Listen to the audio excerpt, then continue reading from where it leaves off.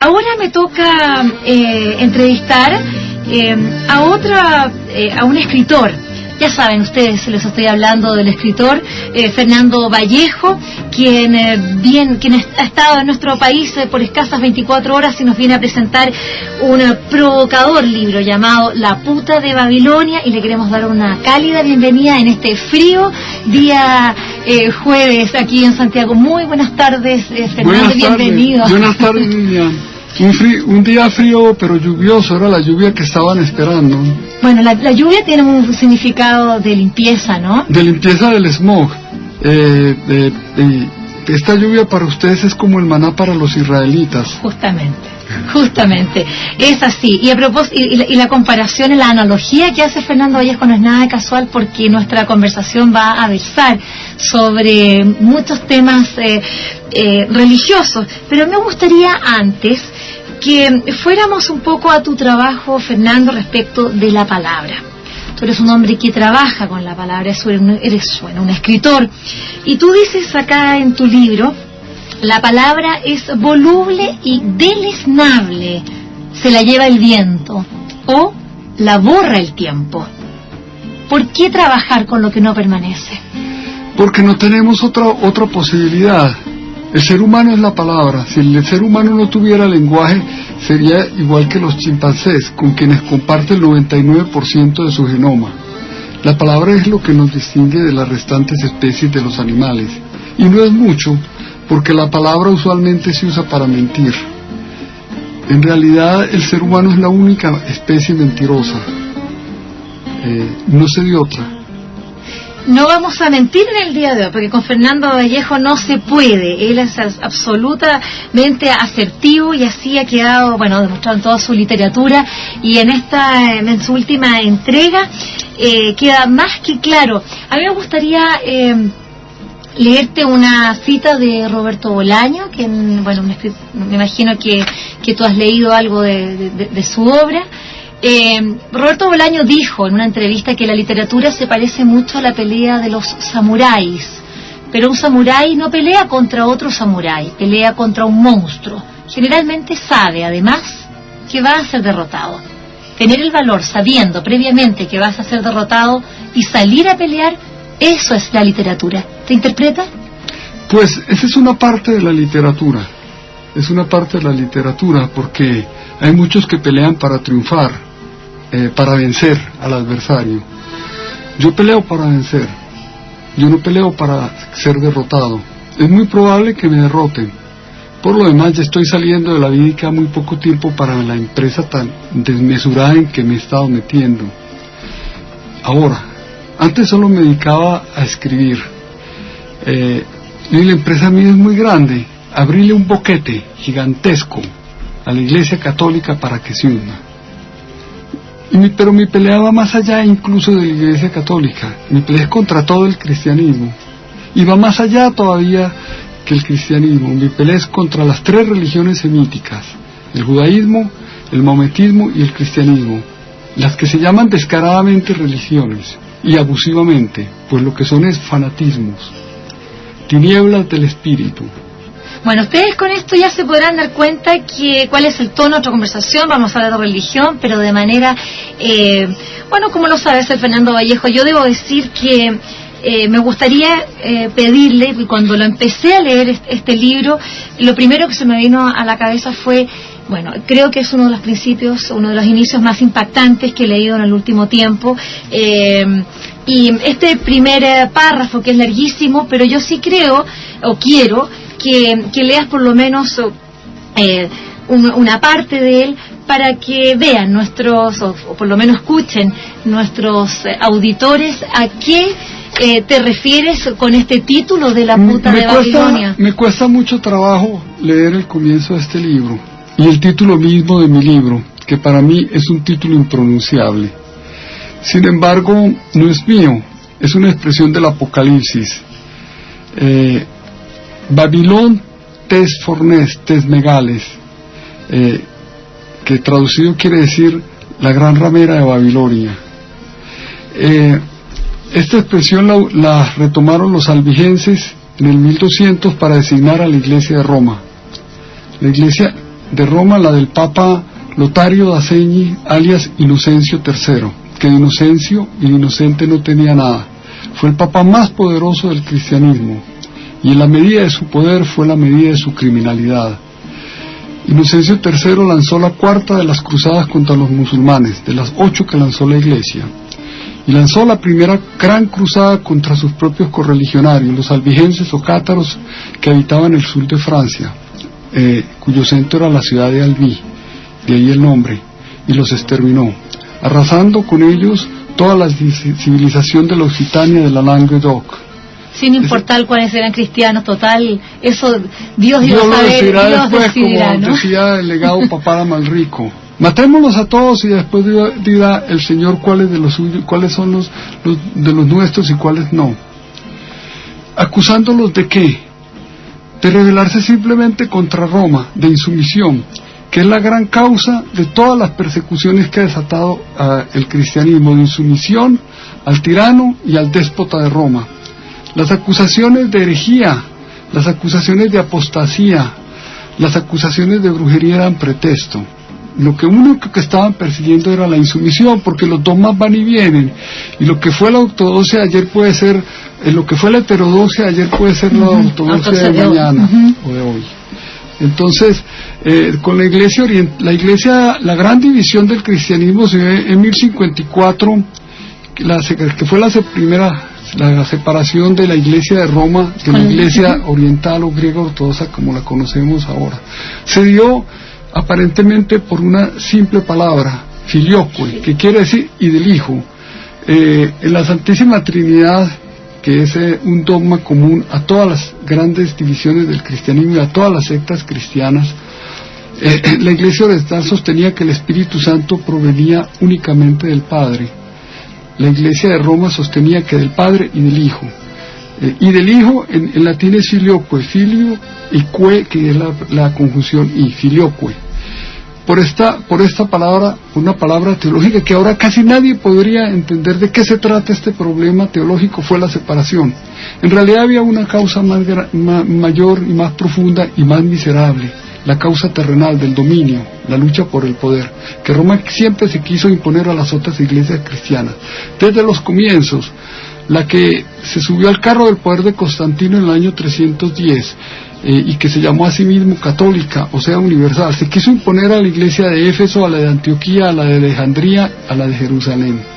Así es, bueno, también es muy elocuente, por ejemplo, San Pedro, ¿no? La gran basílica en Roma, cuando se hace ingreso, justamente en el piso están marcadas es decir, Roma es la iglesia más grande, tiene que ser la más grande, y en el piso están ahí todas las otras, las que caben adentro, digamos. Y la iglesia, la basílica de San Pedro le costó a la iglesia de Occidente su división. La construyeron con indulgencias, es decir, con el engaño, pretendiendo que se podía comprar la salida del purgatorio y la entrada directa al cielo de los seres queridos muertos. Esa fue la gran causa, la inmediata de la reforma protestante, de la sublevación de Lutero, que se venía gestando desde muy atrás. Ya desde los cátaros mismos, desde los albigenses mismos se venía gestando esta lucha contra Roma, contra el despotismo del autócrata de turno. Bueno, este boquete que quiere hacer Fernando Vallejo en la Iglesia Católica,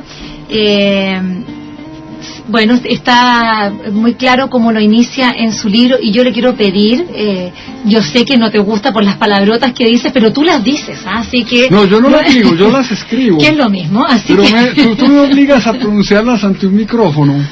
No te obligo, puedes sacarlas si quieres, la que no quieras. Pero tienes que ser responsable, Este es un párrafo demasiado largo. No, pero hasta acá, por ejemplo, veamos por lo menos el principio.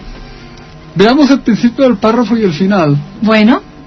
La puta, la gran puta, la grandísima puta, la santurrona, la simoníaca, la inquisidora, la torturadora, la falsificadora, la asesina, la fea, la loca, la mala, la del Santo Oficio y el índice de libros prohibidos, la de las cruzadas y la noche de San Bartolomé, la que saqueó a Constantinopla y bañó de sangre a Jerusalén, la que exterminó a los albigenses y a los 20.000 habitantes de Béziers, la que arrasó con las culturas indígenas de América, la que quemó a Segarelli en Parma, a Juan Hus en Constanza y a Giordano Bruno en Roma, la detractora de la ciencia, la enemiga de la verdad, la adulteradora de la historia, la perseguidora de judíos, la encendedora de hogueras, la quemadora de herejes y brujas. Y suspende el párrafo para terminarlo. ¿De dónde quieres que sigue leyendo? La letanía sigue, digamos. La jesuítica, la dominica, la del Opus Dei, la concubina de Constantino, de Justiniano, de Carlomagno, la solapadora de Mussolini y de Hitler, la ramera de las rameras, la meretriz de las meretrices, la puta de Babilonia, la impune bimilenaria, tiene cuentas pendientes conmigo desde mi infancia, y aquí se las voy a cobrar. Fernando Vallejo, en este libro, en estas más de 300 páginas en las que te encargas de desenmascarar a la Iglesia Católica como la gran responsable, la gran genocida, me gustaría que te refirieras un poco. ¿Lograste el objetivo que te planteabas en el primer párrafo de tu libro? En el libro en que me encargo de levantarle el gran memorial de agravios a la Iglesia y de levantar el sumario o el puntuario de sus crímenes. El puntuario de sus crímenes, de su historia criminal de 1700 años contados a partir desde que se subió al carro del poder de Constantino en el 310, y de perseguida que dice que era y que está por verse si sí lo fue, pasó a perseguidora, de lo cual da testimonio la historia, y que aún sigue. El nazismo en Alemania está proscrito y hacer su apología es un delito, y sin embargo el nazismo solo atropelló a la humanidad 13 años. El cristianismo viene derramando sangre de hombres y de animales, y en especial la Iglesia Católica, la de Roma, la del pontífice que se cree ser el vocero de Cristo, la voz de Dios, la voz de la verdad, el infalible.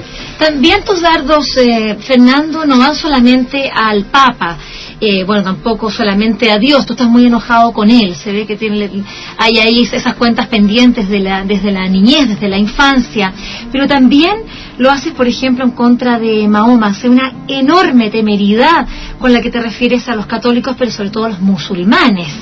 Lo que me hace pensar que hay un cierto desprecio tuyo por la vida. ¿En qué sentido? En que no temes las represalias, por ejemplo, que te pudiera significar escribir todas estas blasfemias, como podrían interpretarlas, por ejemplo, los musulmanes. Un desprecio por la vida y que, sin embargo, aún así la combates. Mientras leía el libro me acordaba de una actitud que recuerda el Bushido, o el camino del guerrero, de los grandes estos espadachines japoneses, este arte de vivir y combatir, pero como si ya se estuviese muerto. ¿Te dice algo eso? Pues me gusta mucho la comparación, pero muy ominosa, muy terrorífica y muy sombría el futuro que me estás augurando, o que estás pronosticando. No, yo no pronostico nada, yo saco conclusiones. Hay escritores que por menos les han cobrado la vida, ¿no? Y tú acá no haces ningún tipo de economía de lenguaje para referirte ni a los... como lo dices tú, estás en contra de todas las religiones semíticas, no tienes miedo. Mira, yo le tengo mucho miedo a la muerte, pero también a la vida. Vivir es muy difícil y morirse también, pero a todos nos llegará la muerte. Tal vez es preferible morirse defendiendo una causa justa que de un cáncer de páncreas o de hígado, miserablemente en una cama en manos de los charlatanes de los médicos. La causa mía es la más noble de todas, la defensa de los más desventurados, que son los pobres animales. No me importa terminar en aras de mi verdad o de mi causa. Bueno, este es el escritor, tú eres un escritor a la antigua, esos escritores o esos intelectuales que estaban tan comprometidos con sus valores que eran capaces de incluso de inmolarse a sí mismos en pos de ello. Eso ya verdaderamente es un ser en extinción, como tantos animales, ¿no? Yo no creo. Lo que pasa es que vivimos en un mundo de confusión y de pantano, donde las ideas no se ven con claridad, las ideas básicas de la vida y de la ciencia, donde todo se embrolla. y donde embrollar es un arte, en donde decir las cosas con rodeos, con sutilezas, con solapamiento, es el arte de hablar en público. No, ¿para qué? La palabra, la gran virtud de la palabra primero tiene que ser la claridad. Si las cosas se pueden decir con claridad, hay que decirlas con claridad. Si uno quiere usar una perífrasis como recurso literario, esto es un rodeo, por ejemplo, para no decir se murió, sino dejó este mundo, entregó su alma a Dios, o la infinidad de perífrasis que hay para decir el verbo morirse, pues uno las usa, pero las usa como un recurso a sabiendas, pero uno tiene la obligación de hablar con claridad, uno no tiene por qué embrollar lo que ya de por sí está embrollado. Y cuando uno ve cosas con claridad, como por ejemplo que el planeta no resiste con 6.500 millones de habitantes que tiene ahora, y que la próxima duplicación vamos a pasar a 13.000, y que el planeta no los aguanta, y que no vamos a poder colonizar ningún otro del sistema solar porque no son vivibles, y no hay arrimadero a ningún otro en siglos. Entonces sabemos que vamos camino del infierno, y lo tenemos aquí, ya empezó, y lo empezó con el calentamiento planetario, que cuando murió Wojtyla, alias Juan Pablo II, se podía discutir que era invento de científicos embrolladores o apocalípticos, y a 2 años de su muerte lo estamos viendo. Este Papa, en los 26 años de su pontificado, le ayudó a subir a la población de la Tierra, él como nadie, 2.200 millones, con la complicidad de todos los jefes de Estado del mundo que fueron a su entierro, el entierro más concurrido de jefes del mundo, con mucho por sobre el de Winston Churchill. Entonces yo simplemente hablo con claridad. Nosotros salimos de las tinieblas medievales, Occidente, a pesar de la iglesia que nos sumió en ella durante toda la Edad Media y hasta el Renacimiento, hasta la invención de la imprenta. Salimos a pesar de ella, pues hasta trató de arrojar la libertad de expresión a 100 años de que Gutenberg inventó la imprenta de tipos móviles, creando el índice de libros prohibidos para censurar, que es lo que siempre había hecho. Entonces, de las tinieblas medievales de Occidente salimos a pesar de la Iglesia por la Revolución Norteamericana, la Revolución Francesa, el siglo de las luces o la Ilustración y los movimientos libertarios del siglo XIX y XX. De las tinieblas medievales no han salido, sin embargo, los musulmanes. Y tanto la Iglesia de Roma como los musulmanes nos quieren volver a la Edad Media, a las tinieblas medievales. ¿Lo vamos a permitir o no lo vamos a permitir? ¿O nos vamos a acobardar? ¿Y se va a acobardar Europa y los Estados Unidos frente a la horda musulmana? Entonces digamos las cosas con eso. ¿Quién es el profeta? ¿Quién es Mahoma? Yo pregunto, Mahoma es un asesino. Empezó su carrera asesinando las tribus judías de Medina, la ciudad que lo acogió cuando huyó de la Meca. ¿Esto es una calumnia o es una verdad? Su historia personal está manchada de sangre y de crímenes viles. Esa es Mahoma, es otra también de las figuras a las que se refiere Fernando Vallejo. En este libro, que tampoco voy a decir de nuevo el título, porque como tú bien lo dices, es un título muy fuerte y que claro que de alguna manera no se revela en el primer momento, pero a mí me surge una pregunta respecto del formato que utilizaste, o por lo menos la manera. Formato me refiero al tipo libro, primero que nada. ¿Por qué elegir para un ensayo de estas características un libro que bien puede ser interpretado como una novela? Más aún cuando en su portada hay un dibujo. Es decir, esto pasa en cualquier escaparate o en cualquier vitrina por una novela más en torno a la iglesia, ¿no? Esto no es un ensayo. Esto es un memorial de agravios, es un sumario, es un prontuario contra el cristianismo. Esto no es un ensayo, es un prontuario. Todos los crímenes están enumerados, niéguenmelos, refútenmelos. Yo invito a los obispos de Chile, a los de Argentina, a los de Colombia, donde los países donde he ido a promover mi causa, no a vender un libro, porque no soy vendedor de libros ni de nada, a que acepten un debate conmigo, para que contesten a mi memorial de agravio, y lo hacemos en un seminario católico, lo hacemos frente a los seminaristas y frente a la prensa, a ver si me lo aceptan. Y has extendido esta invitación y no... Esta invitación la hago, pero es hablarle a las paredes, porque ellos están acostumbrados a hablar desde el púlpito sin que nadie replique, y hablar desde Roma, Urbi et Orbi, como si fueran los dueños de la verdad.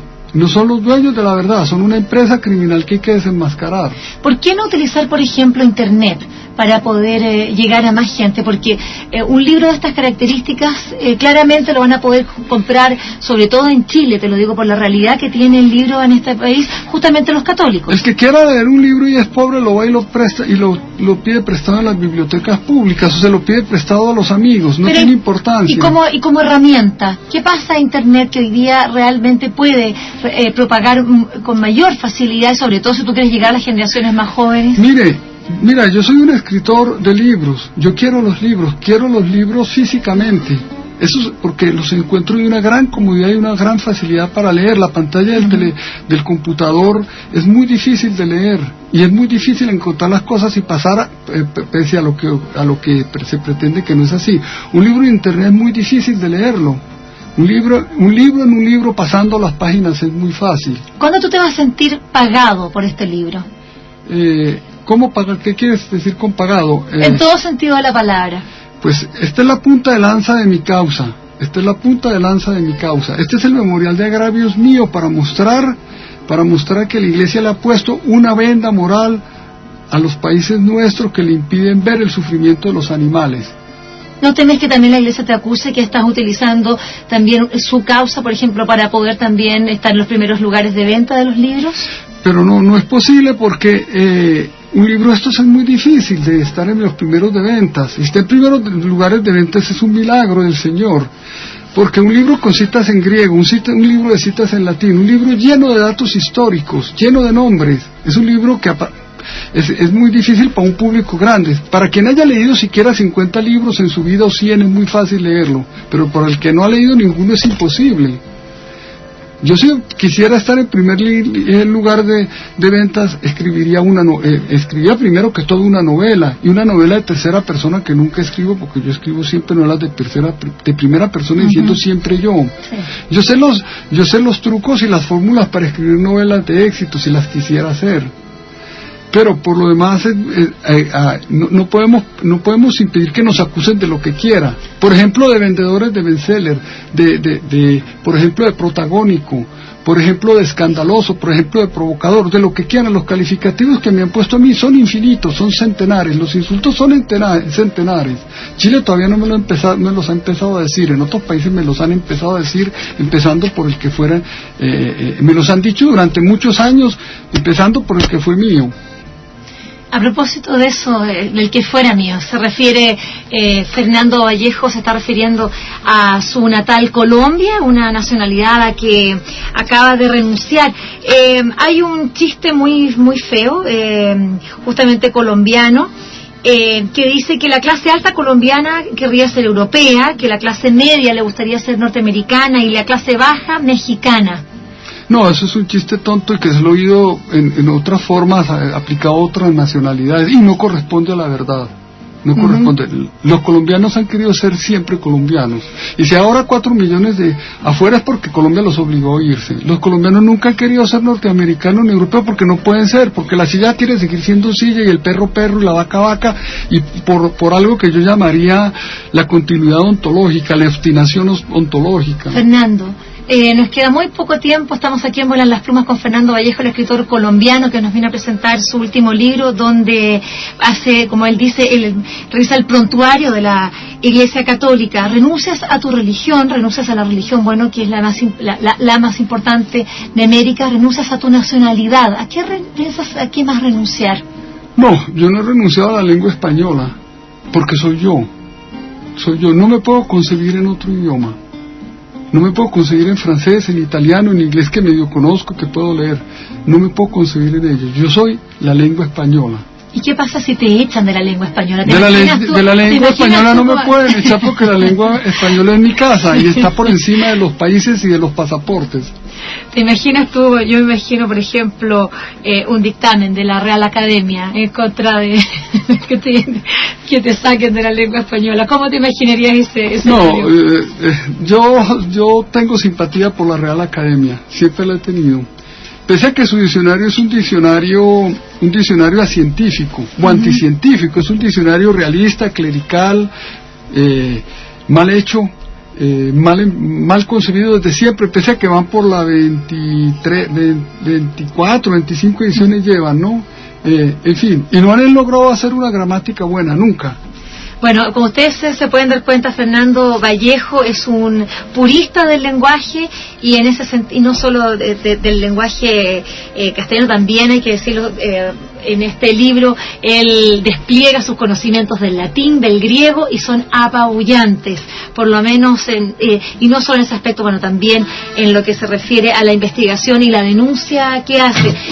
Fernando, nosotros queremos agradecerte tu visita aquí a Vuelan las Plumas. Ya te estás dejando de nuestro país. Gracias, Vivian.